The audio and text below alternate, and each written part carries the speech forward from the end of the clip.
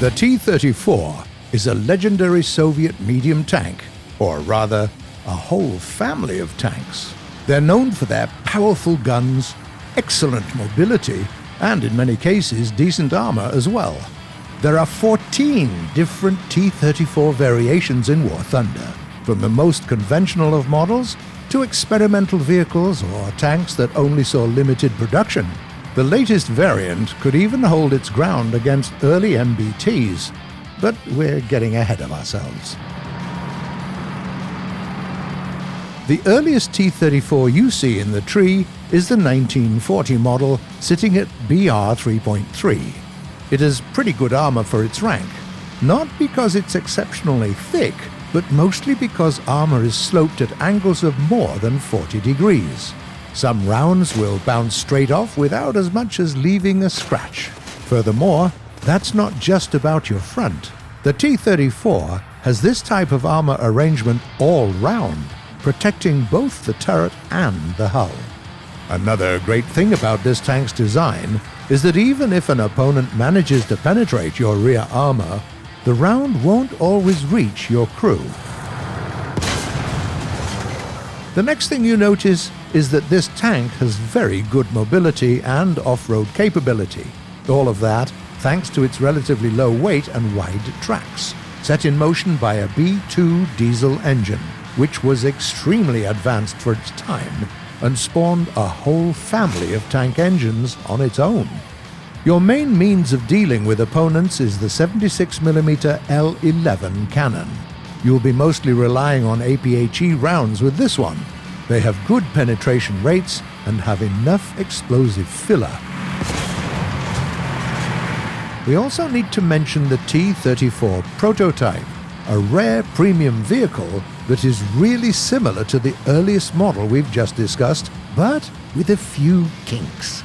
It doesn't have the 100mm thick armor piece between the upper and lower glacis plates, but with its overclock engine is 5 kph faster than the first production model. The BR is the same, 3.3.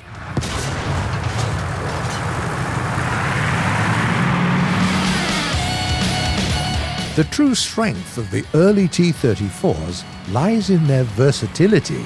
They can lead the charge, they can drive enemies away from their positions, they take a lot of punishment, and give a lot of punishment themselves.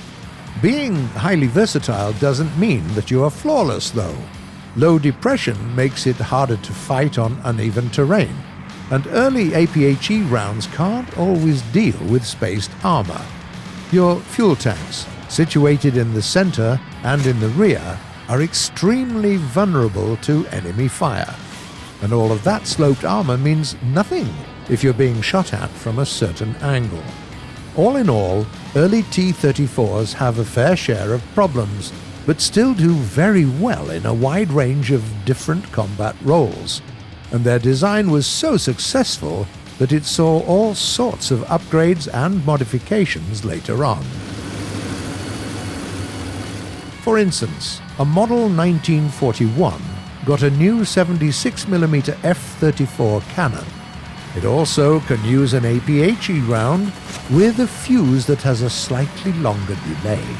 With more firepower, it's even more an all-rounder, now sitting at BR 3.7. There is also a premium version of this tank belonging to the 1st Guards Tank Brigade. Apart from unusual camo, it also comes with a fortified driver's hatch with 60mm of armor there instead of the usual 45. The next revision is the T-34 Mod 1942. The tank is almost 5 tons heavier. Due to its more substantial armor configuration, you get more armor on the driver's hatch cover, the machine gun ball mount, and the turret all round.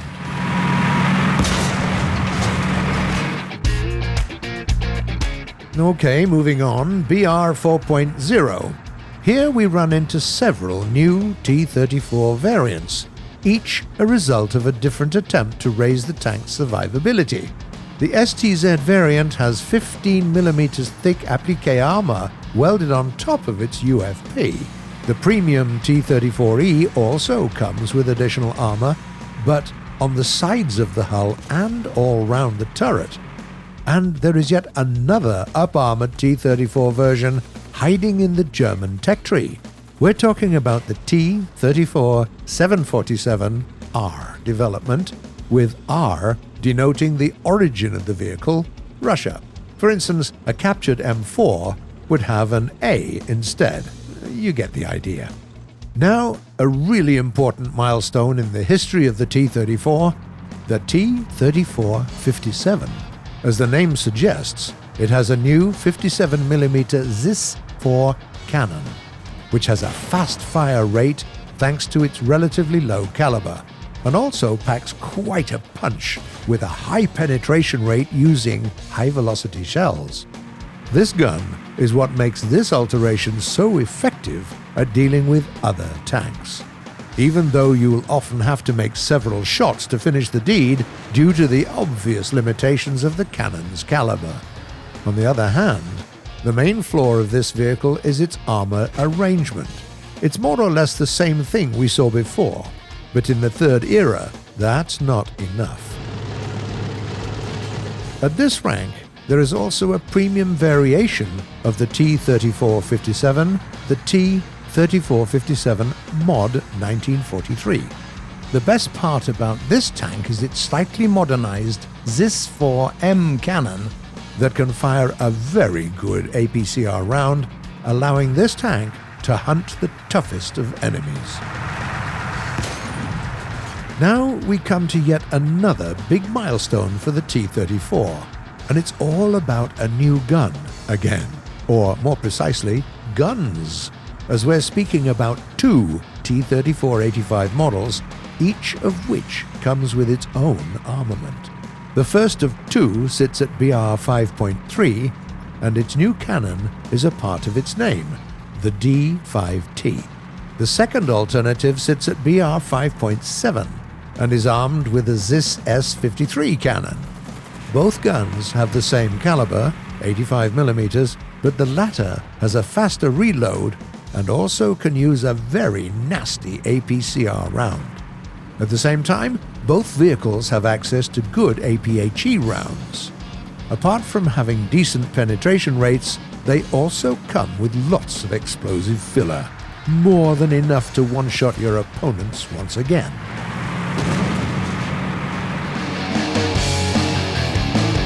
Then there is another rare premium, the T-34-85E, that has mesh screens added onto its turret and hull. Our viewers born in the countries that were a part of the Soviet bloc in the past would immediately see that those screens were made of old iron beds with wire mesh base. Yep, a very simple but nonetheless effective way to boost its defenses against heat projectiles and Faustpatronen. The last tank of the family is the T-34-100, found at BR 6.7. Its new turret, which is even more massive than before, comes with an experimental 100mm LB-1 cannon. A very powerful APHE round, just as on the legendary T-54, allows this T-34 to fight even early MBTs, with World War II-era tanks simply falling into the easy prey category. You can't mess with an outdated design forever though, and it shows. The T-34-100 has terrible gun depression of only -3 degrees, and is also less mobile than other vehicles of this family. At that point, the T-34 was at its technological limit. Even the brightest of minds wouldn't be able to squeeze anything more out of this tank design. To further advance, Soviet engineers needed to try something completely different. That is a story for another time, though. Do tell us if there are T-34 models that you particularly like, or dislike seeing as one of your opponents in combat. Share your stories in the comments below, and see you in battle.